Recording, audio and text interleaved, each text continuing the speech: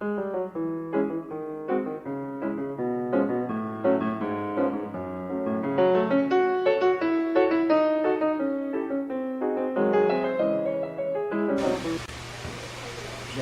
você defende a ideia em seu livro de que o dióxido de carbono não é esse vilão ambiental que todos pintam. Como é que você vê essa questão?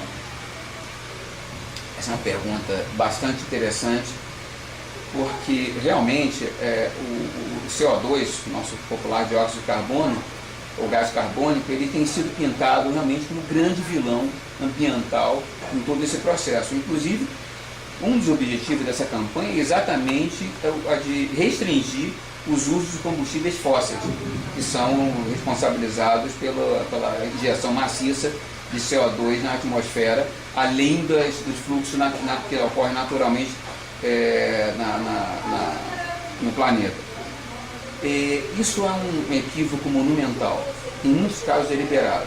Primeiro que o gás carbônico, muito longe de ser vilão, ele é o gás da vida. Todo mundo sabe que aprendeu isso no ensino básico, nas aulas de ciências. O gás carbônico, ele é o principal alimento das plantas. E as plantas são a base estão na base da cadeia alimentícia do planeta, da biosfera. Os animais, e os seres humanos inclusive, não produzem seus próprios alimentos. Quem produz alimento na biosfera, na natureza, são as plantas. As plantas produzem alimentos como? A partir da síntese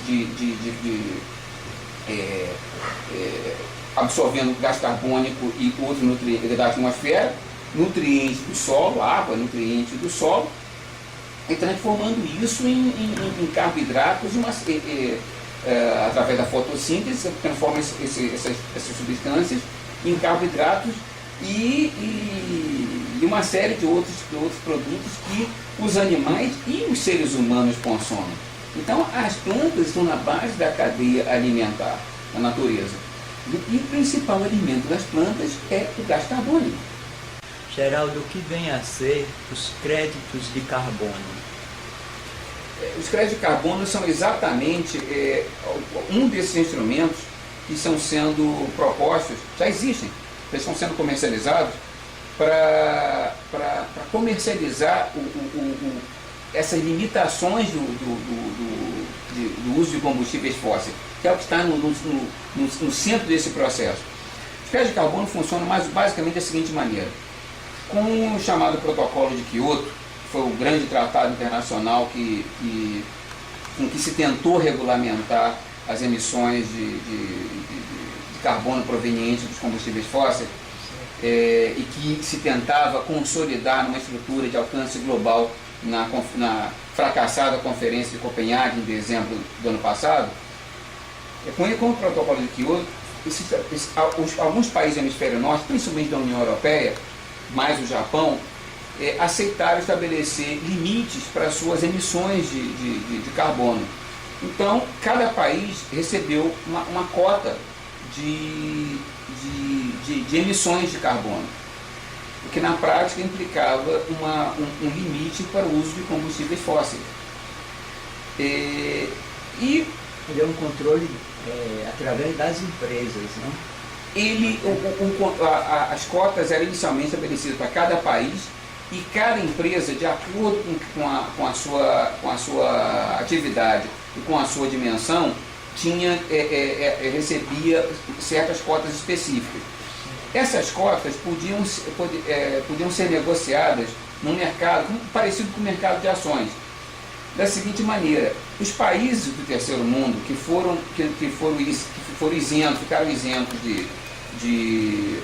desses limites inicialmente, em Copenhague se pretendia que eles aderissem ao esquema, mas como fracassou a conferência, não houve esse processo. Mas, de qualquer maneira, o mercado, várias empresas de países do terceiro mundo entraram nesse mercado de uma forma, digamos assim, de uma forma informal, individualmente, sem que os seus países de origem tivessem sido obrigados a obedecer esse sistema. Então, essas empresas, elas recebiam cotas que eram evidentemente menores do que as cotas das empresas do hemisfério norte. Então criou-se um mercado completamente artificial com base nessas permissões. Então, se você tem uma empresa da Alemanha, digamos assim, que tem uma cota mais restrita, mas que está envolvido num processo de expansão e, evidentemente, vai precisar de mais energia.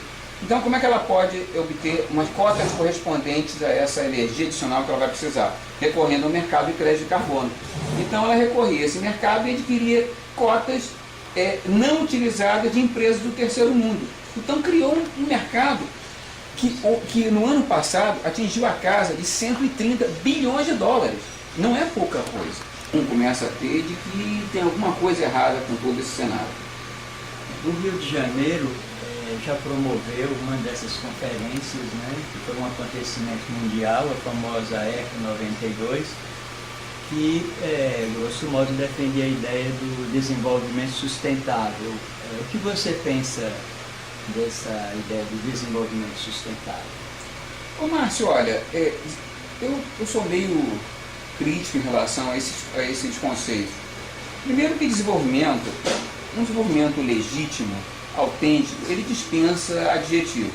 Desenvolvimento socioeconômico, ou ele é sustentável, ou então não é desenvolvimento. Ele é depredação de recursos humanos e naturais. Então, eu não gosto muito desses rótulos.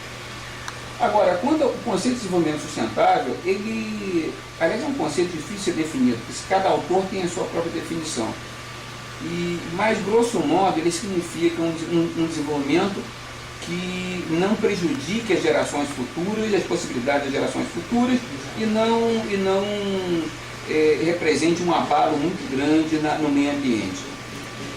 Ora, isso é lógico. Isso é uma coisa evidente. Ninguém pode ser. Isso é uma coisa que eu gosto muito de deixar claro. Em todas as intervenções que eu faço, palestras, entrevistas, artigos, os livros que eu e meus colegas escrevemos, essa crítica que nós fazemos ao ambientalismo como um instrumento político, ela não tem nada a ver com o reconhecimento da necessidade de que as atividades humanas tenham que respeitar certos padrões racionais de compatibilidade com a proteção.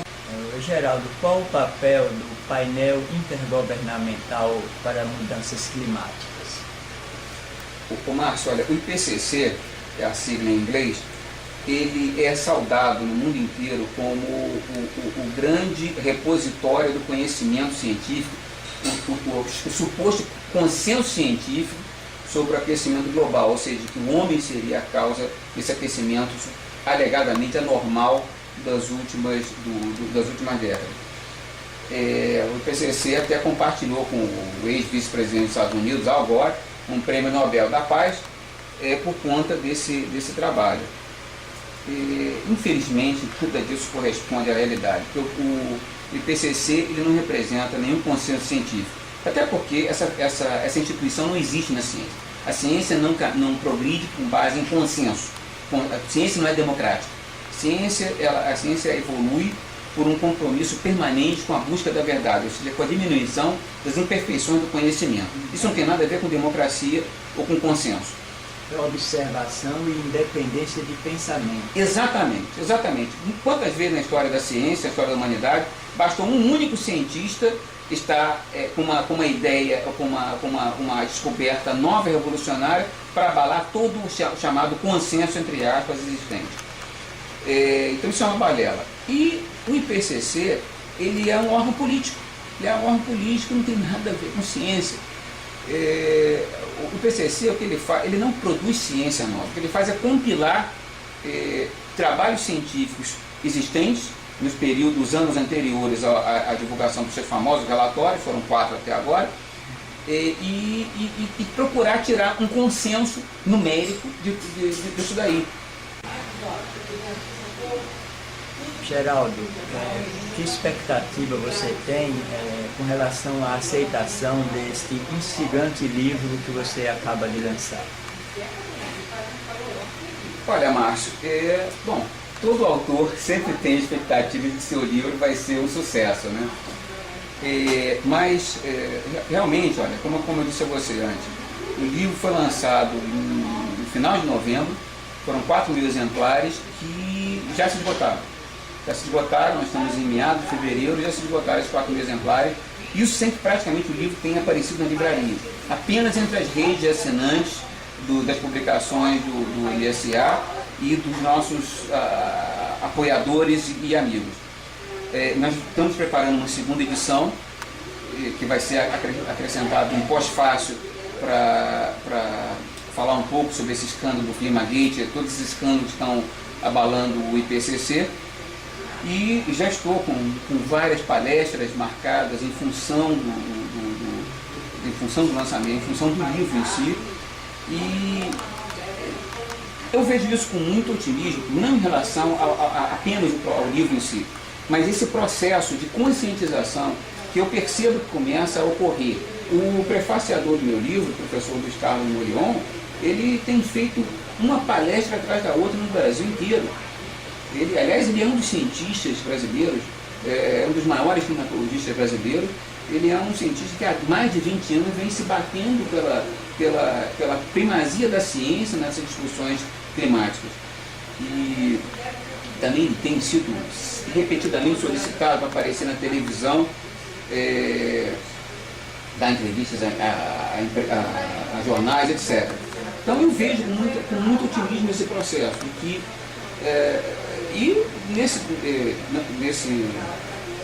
Dentro desse processo de conscientização, tanto eu como meus colegas do MSA, nós temos nos empenhado, não só pelo intermédio desse livro, como dos outros já publicamos, como também nas nossas demais publicações. Temos um jornalzinho quinzenal, nós estamos publicando há 16 anos. Temos um site que eu convido os nossos ouvintes e internautas aí a visitarem, que é o www.msia.org.br, e tem o Alerta em Rede, que é o www.alerta.inf.br, sendo que este último ele é especializado nessa discussão desses temas ambientais com esse enfoque crítico.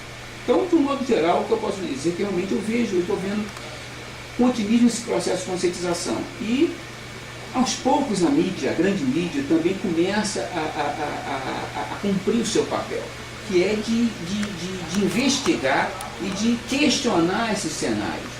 E eu realmente espero que, em mais alguns anos, como eu disse ainda há pouco, assim como eu espero que em mais alguns anos a humanidade se livre dessa entidade chamada IPCC, que realmente não tem trazido, não trouxe nenhum benefício para o avanço do conhecimento humano, só distorções e desvios do caminho que a gente devia seguir. Eu tenho uma expectativa de que em mais algum tempo, num futuro não muito distante, nós vamos poder superar esse discurso inflamado, restritivo em relação ao meio ambiente de modo geral, e dar a ele um cunho mais técnico-científico e mais bom senso, para que a gente possa realmente fazer o que tem que ser feito, ou seja, desenvolvimento com bom senso, e sendo que a proteção do meio ambiente está incluída nesse processo de bom senso, sem fanatismo, sem ideologia e sem exagero.